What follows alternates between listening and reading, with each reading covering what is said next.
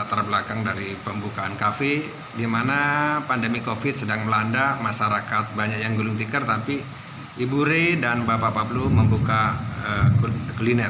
Silakan.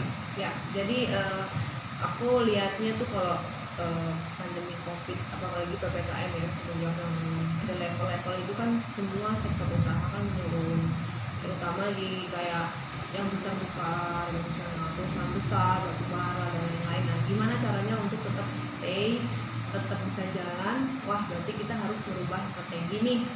Dari yang tadinya usahanya aku fashion, setelah fashion orang setelah ada level PPKM ini kan orang nggak boleh keluar.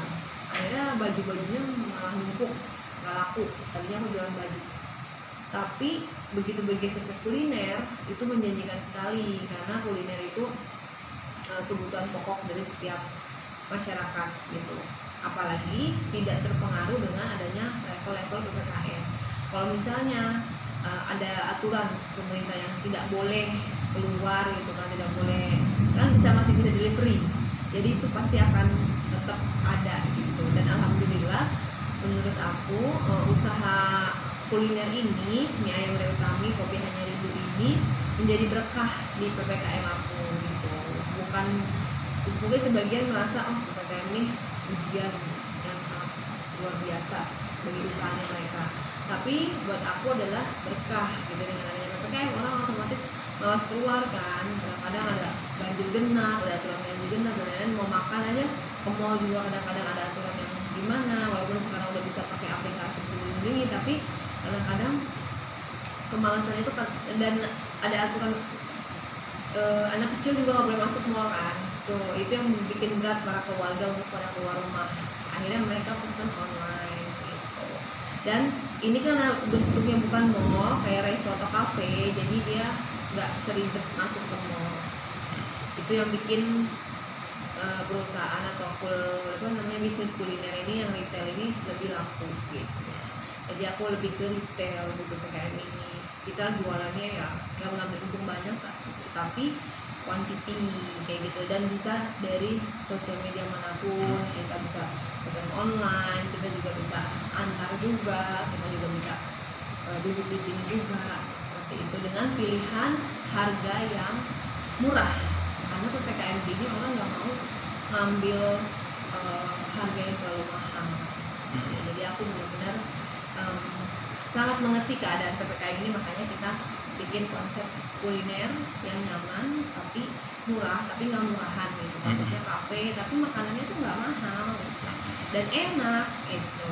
Jadi faktor yang harus ada tuh ya nyaman, makanannya enak, harganya murah gitu, dan mudah didapat gitu. Itu udah paling udah paling menjanjikan banget buat usaha kuliner. Kapan ini Bu mulai di launching Bu? Launchingnya insya Allah segera. Ini udah berjalan soft launching 1 bulan, dan alhamdulillah permintaannya luar biasa, terutama hari Jumat 1 minggu itu membludak. Mungkin di Senin sampai Kamis ya standar, tapi kita akan adakan launching setelah semua sistemnya beres, karena udah ada memasang CCTV juga, terus ada kasir online yang nge-link dengan sistem di handphone owner dan manajer. Jadi kita bisa tinggalkan kafe atau ruko dipercayakan kepada karyawan. Jadi setelah sistem itu semuanya berjalan lancar, kita akan segera grand launching. Bu, boleh disampaikan Bu, di mana sih posisi tempat kafe Ibu ini? Jadi kafenya ini ada di Ruko Sentul Nirwana, di Bundaran Sentul Nirwana, namanya Ruko Cluster Avenue di C4A ya, C4A. Pokoknya pelangnya gede banget, mie ayam Re Utami dan kopi hanya Rindu. Khas dari sini adalah kopi yang benar-benar house blend, jadi 50% Arabica, 50% dari Robusta. Kita blend menjadi satu dan menggunakan mesin kopi yang berkualitas. Kemudian perbedaannya di sini juga harganya sangat terjangkau. Untuk mie ayamnya sendiri juga punya rasa yang sangat berbeda dengan mie ayam abang-abang atau mie ayam Chinese atau mie ayam bangka lainnya. Jadi ciri khas tersendiri gitu. Dan rasanya enak. Menggunakan 13 bumbu rahasia, tentunya harganya hanya 15.000 saja. sangat sangat friendly di dompet Anda semuanya. Jadi kalau punya 50.000 itu bisa makan bertiga, ya kan? Nah, aku nggak mau ambil yang terlalu mahal karena sangat mengerti dengan kondisi PPKM. Semua mungkin banyak orang yang punya tagihan-tagihan, macet, gak jalan, terus usahanya juga molor mundur segala macam. Gimana caranya untuk tetap bertahan hidup? Nah, ini adalah bagian dari kalau dibilang untung, sebenarnya nggak terlalu untung ya untuk usaha ini, tapi bukti pengabdian aku sama masyarakat di sini lah, supaya tetap bisa berjalan seperti apa adanya. Karena usaha aku nggak cuma yang di kuliner aja, ada usaha lainnya, artinya tidak bergantung di satu bidang itu, hanya meramaikan. Yang penting bisa dikenal, mie ayam Utami enak, bersih, higienis, murah tapi nggak murahan, tempatnya nyaman, itu udah dikenal gitu aja aku udah sangat bersyukur gitu. Tidak perlu yang harus ngambil untung yang seperti apa, karena hanya untuk memuaskan diriku aja. Harapan Ibu dengan aku tuh bisa bermanfaat lah untuk daerah Sentul dan sekitarnya. Harapan Ibu dengan membuka kuliner ini, Bu? Harapannya ya supaya orang bisa survive ya, siapapun itu, mau tua, mau muda, mau setengah tua, dengan masalah apapun bisa survive. Kalau kita punya kemauan tuh ternyata kita bisa gitu ya. Kalau kita punya kemauan akan ada 1000 jalan, tapi kalau kita tidak punya kemauan akan ada 1000 alasan untuk menolak suatu rencana tersebut.